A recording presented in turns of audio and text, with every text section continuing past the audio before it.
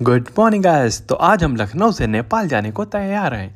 कार्तिकेय मुझे लेने आ गया है और कार में बैग रखकर मैंने स्टीयरिंग संभाली और फिर निकल पड़े।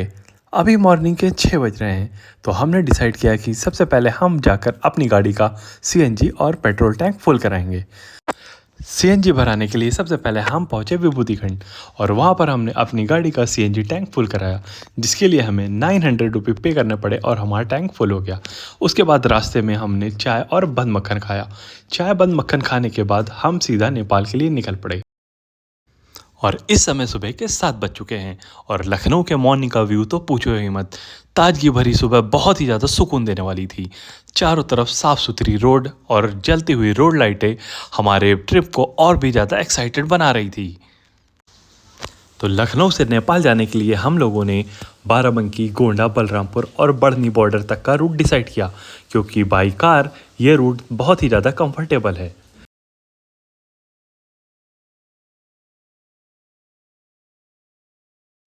तो फाइनली हम बलरामपुर पहुंच गए हैं, पर तभी मुझे दिखा कि मेरी कार का राइट साइड का जो साइड मिरर है वो तो ब्रेक है। तो हमको सबसे पहले वहां पहुंचकर अपनी कार का राइट वाला साइड मिरर सही कराना पड़ेगा, क्योंकि नेपाल में हिल्स पे गाड़ी चलाने में बहुत ही ज़्यादा प्रॉब्लम होगी। बलरामपुर से कुछ ही दूर आगे चलने पर हमको एक टोल टैक्स मिलता है, जिसका चार्ज सिर्फ 40 रुपये था। लखनऊ से नेपाल जाते टाइम हमको सिर्फ एक टोल टैक्स मिलता है, वो भी बलरामपुर से आगे का, जिसका किराया सिर्फ 40 रुपये है और पूरे नेपाल के रास्ते में एक भी टोल टैक्स नहीं मिलता है। टोल टैक्स क्रॉस करने के बाद हमें काफ़ी अच्छी रोड मिली, तो हमने अपनी कार की स्पीड थोड़ी सी बढ़ा ली, जिससे हम बॉर्डर पर जल्दी पहुंच सके। और अब सुबह के 10:30 बज चुके हैं और हम फाइनली बढ़नी बॉर्डर तक पहुंच चुके हैं। बढ़नी इंडिया और नेपाल का बॉर्डर है और यहाँ पर इंडिया का लास्ट रेलवे स्टेशन है, जहाँ पर आप ट्रेन से भी आ सकते हैं। पर अभी हमें याद आया कि हमारी कार का जो राइट का साइड मिरर है वो टूटा है, तो सबसे पहले हमने उसको चेंज कराने का डिसाइड किया। तो मार्केट में जाकर सबसे पहले हमने अपनी कार का साइड मिरर चेंज कराया। मिरर चेंज कराने के बाद हमने मार्केट में ब्रेकफास्ट किया और बॉर्डर की ओर निकल पड़े। वहाँ भी हमें अयोध्या धाम के बैनर दिखे, जिससे हमारा मन राममय हो गया। फिर हमने श्री राम जी का भजन लगाया और फिर चेक पोस्ट की ओर पहुंचे, जहां पर हमारी और हमारी कार की अच्छी तरह से चेकिंग हुई। चेकिंग कराने के बाद हमने इंडिया की करेंसी को नेपाल की करेंसी में चेंज कराया। 1 Indian rupees equal to 1.6 Nepali rupees, यानी कि 100 रुपये के बदले हमको 160 मिलते हैं। हमने 30,000 रुपये के 48,000 रुपये मिले। करेंसी चेंज कराने के बाद हमने इंडिया बॉर्डर को पार किया और नेपाल के बॉर्डर में एंट्री की।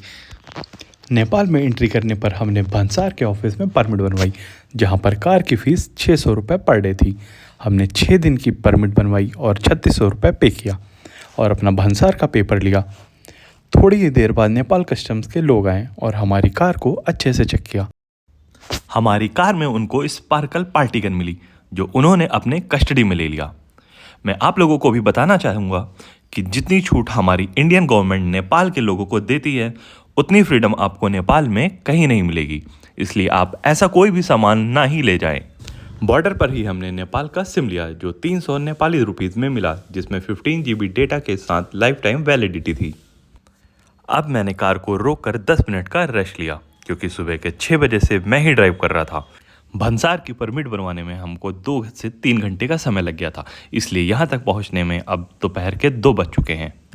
और अब कार्तिकेय ने ड्राइविंग संभाली और हम बात करते हुए भुटवल की ओर चल पड़े। नेपाल में मुझे एक बात बहुत अच्छी लगी कि नेपाल में YouTube और Instagram फ्री है, मतलब बिना डेटा के भी आप YouTube और Instagram यूज़ कर सकते हैं। बट WhatsApp के लिए आपको डेटा रिचार्ज कराना पड़ेगा। कुछ ही देर में हम भुटवल पहुंच गए, जहां पर हमें पहाड़ों के खूबसूरत व्यू दिखने लगे थे और हम ये सोचकर खुश हो रहे थे कि अब आगे का नज़ारा बहुत ही मस्त होने वाला है। इस समय दोपहर के 3 बज रहे हैं और यहाँ का मौसम देखकर लग रहा है मानो अभी कुछ देर पहले ही सुबह हुई है। कार्तिकेय ने याद दिलाया कि अभी हमें आरटीओ ऑफिस जाकर टैक्स भी जमा करना है, क्योंकि नेपाल में अपनी कार से घूमने के लिए परमिट के साथ आरटीओ भी जमा करना होता है। नेपाल गवर्नमेंट की टैक्स पॉलिसी के बारे में सोचकर हमें ये लग रहा था कहीं हमारी जेब आज ही ना खाली हो जाए। और अब हम भुटवल सिटी में एंट्री कर चुके थे, जहाँ की लाइफस्टाइल देखकर ये लग रहा था कि यहाँ की पब्लिक काफ़ी ओपन माइंडेड है। सामने हमें एक फुट ओवरब्रिज मिला, जो ऊपर से पूरी तरह खुला हुआ था, पर हमारे इंडिया में मोस्टली फुट ओवरब्रिजेस पूरी तरह से कवर होते हैं, क्योंकि हमारे इंडिया में खतरों के खिलाड़ी बहुत ही ज़्यादा हैं। वो कहीं से कहीं भी जा सकते हैं। आरटीओ ऑफिस ढूंढते हुए हमने गलत रास्ता ले लिया, क्योंकि इस बार गूगल बाबा ने हमारा साथ बिल्कुल भी नहीं दिया। उस कॉलोनी में हमने देखा कि लोग अपने गार्डन में खुद सब्जियां उगाते हैं और वहां के सभी घर वेंटिलेशन को ध्यान में रखकर बनाए गए हैं। यहाँ पर हमने देखा कि यहाँ की सभी गाड़ियों के पीछे जो नंबर प्लेट है वो HSRP नहीं है, मतलब हाई सिक्योरिटी नंबर प्लेट नहीं लगी हुई है। आरटीओ ऑफिस पहुंचकर पूरा नेपाल घूमने के लिए हमें 2150 रुपये पे करने पड़े। वहाँ से हम होटल गए और रिसेप्शन पर बात किया और होटल के मैनेजर अंजू ने हमें रूम दिखाया जो काफ़ी अच्छा था। तो सबसे पहले हम जाकर रूम की बालकनी चेक करते हैं, जहाँ पर हमको बालकनी से बाहर का व्यू बहुत ही प्यारा मिला। तो आइए मैं आपको इस रूम में ले चलता हूँ। इस रूम में एंट्री करने पे सबसे पहले हमने देखा कि यहाँ पर एक मिरर लगा हुआ है जिसके ऊपर लाइट लगी हुई है। मिरर काफ़ी क्लीन था, साथ में पानी की बोतल थी, इलेक्ट्रिक केटल थी। पूरा रूम काफ़ी क्लीन था, सारी चीज़ें अच्छे से रखी हुई थी और साथ में इसका जो अटैच वॉशरूम था उसमें बाथ टब लगा हुआ था, सिंक थी और वॉशरूम भी काफ़ी क्लीन था। ओवरऑल ये रूम काफ़ी अच्छा था। हमें यहाँ पे एक वुडन वार्डरोब मिली हुई थी और साथ में यहाँ पर एक मिनी बार मिला हुआ था जिसके अंदर फ्रिज रखी हुई थी और इसके अंदर कुछ ड्रिंक्स वगैरह रखी हुई थी। ये होटल हम लोगों को 3000 नेपाली रुपीज़ में मिला, जो हमें 1875 इंडियन रुपीज़ में पड़ा।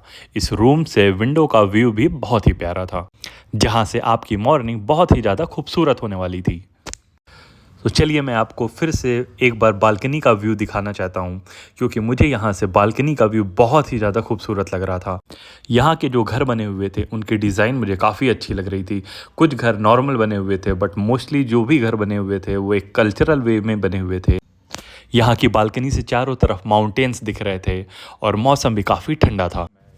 नेपाल में 2 से 3 बार आ चुका हूँ, पर इस होटल में मैं पहली बार आया हूँ। तो यहाँ से हम चलते हैं यहाँ के रेस्टोरेंट, जहाँ पर हम देखते हैं यहाँ पर फूड्स किस टाइप के मिलते हैं। और अब हमारी लिफ्ट भी आ चुकी है और लिफ्ट काफ़ी क्लीन है। सच बताऊँ तो मुझे काफ़ी तेज़ भूख लगी हुई है और मैं कार्तिकेय का वेट कर रहा हूँ, पर कार्तिकेय रेस्टोरेंट में पहले पहुँच चुका है। हम पहुँच गए हैं रेस्टोरेंट और हमारे सामने यहाँ पर बार काउंटर बना हुआ है, जहाँ पर आपको सभी तरह की अल्कोहल ड्रिंक मिल जाएगी। रेस्टोरेंट पहुंचकर हमने ऑर्डर किया पनीर लबाबदार, एक बिरयानी और बटर नान। खाना काफ़ी टेस्टी था और साफ़ सफाई का भी काफ़ी ध्यान रखा गया था। और अगर आपको हमारी ये वीडियो पसंद आई है तो प्लीज़ इसे सब्सक्राइब और शेयर ज़रूर करें।